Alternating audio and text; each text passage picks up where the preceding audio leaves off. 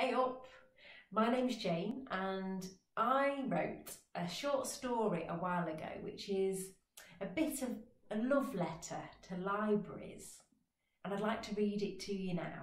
It's called The Night the Books Came to Life. The lock on the library door is turned. It is late. Outside it's dark. But wait.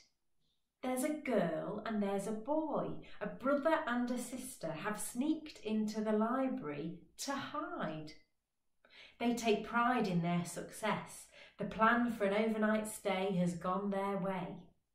Creeping out from the place where they crept into, the boy and the girl, the brother and the sister cannot resist having a run around. A mad dash between the shelves. They cartwheel and clap their hands, perform handstands and dance around in the dark.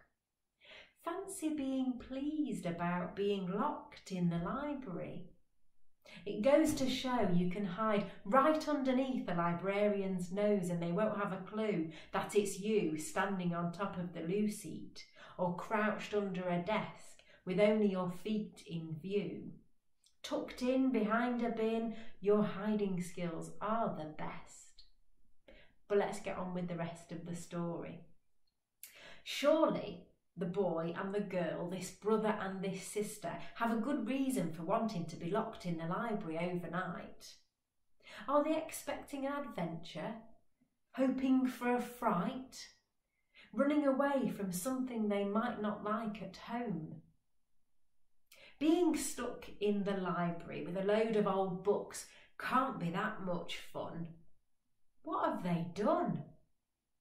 Nobody knows where they are. Their tea will go cold and the librarian will moan about health and safety when she finds them in the morning. This is the library where they were told lots of tall tales when they were small. The story that stands out above all is this: the night the books came to life. Now, you might think it's fabrication, but it caught their imagination. The night the books came to life. The tale of this local library that was visited by nobody. So the books took themselves off the shelves and danced and pranced. This all happened one eve, whilst caretaker Steve was on his holidays. Books coming to life? It's not what you expect. Books demanding more respect, feeling unloved. So they act out around and about, flinging pages here and there, making people stop and stare instead of just walking by. No word of a lie, it happened right here. But those delinquent books were put under lock and key, punished for their bad behaviour, never to be free for children to read. And this boy and this girl, the brother and the sister, thought, what a shame. We ought to make sure this doesn't happen again. Maybe those books were just misunderstood and they feared that history would repeat itself. They felt they should do something, so set themselves the challenge to read each book from cover to cover. Make them know that they're loved and appreciated. Maybe you're thinking this is quite a task to read thousands of pages in one night. And even though they are both fast readers, as the clock strikes 12, they're only halfway down one shelf between them. Then a sudden thudding sound shudders the whole building. They lose their place on the page. Such a loud noise would put anyone off their reading pace. They run and hide and watch as a sight that widens all four of their eyes to quite an unimaginable size. A sight that has rarely before been seen. A sight that you wouldn't even believe. You can guess that this is a big deal, right? There in this very library, the books coming to life at night. just like they do in the story, only this time it's true.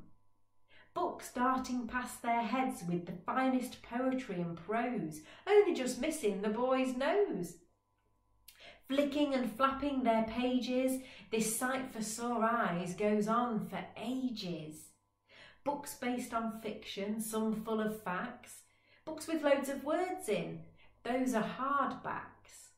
Books that have pictures and not so many pages. Books written this year and some from the Dark Ages. Books about Richard III or dinosaurs or how to spot rare birds. Books with instructions and drawn out descriptions. Books by old playwrights for actors with good diction. They dance and they prance, they laugh and they sing, parading their spines with fancy lettering. All this excitement makes for a tiresome night.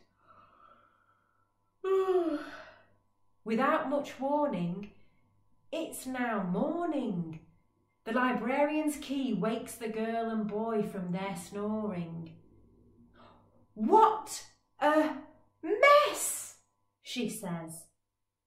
The brother and the sister try to explain, but they get all the blame for the untidy library. No one believes what the girl and boy say. Maybe they cannot perceive such a thing happening in their little local library.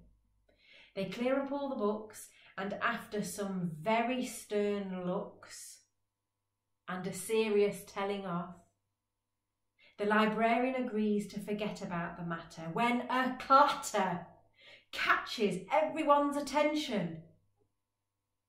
They rush to look at what's caused such chaos, a smattering of books on the carpet, flung off the shelves with such speed.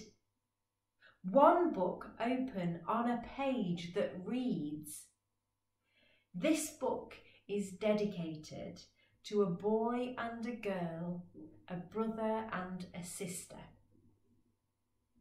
And that's the end of my story. Thank you so much for listening. I hope you enjoyed it. I wrote that when I was writer in residence with Leicester Libraries and the Spark Arts for Children. And I thought it's quite relevant now, isn't it? Because our libraries are closed at the moment and we're missing the people inside them and the books and the stories and the pages and the pictures. I thought it might be interesting if you'd like to have a go at writing your own story. Maybe it's based on fiction about books coming to life. Maybe the characters in the books come to life and cause chaos amongst the shelves. Maybe it's based on true facts about your library, about how many shelves there are and how many books there are and all the brilliant activities that you do in your library. Or maybe you want to write your own love letter to your library. Tell the library why you love it so much and why you miss being there. And if you want to write your story about your favourite Inspire library across Nottinghamshire, then send it in to us. We'd love to have a read, or send it to our social media pages. We'd love to have a look. So get writing about your favourite local library, wherever you are, and send them in.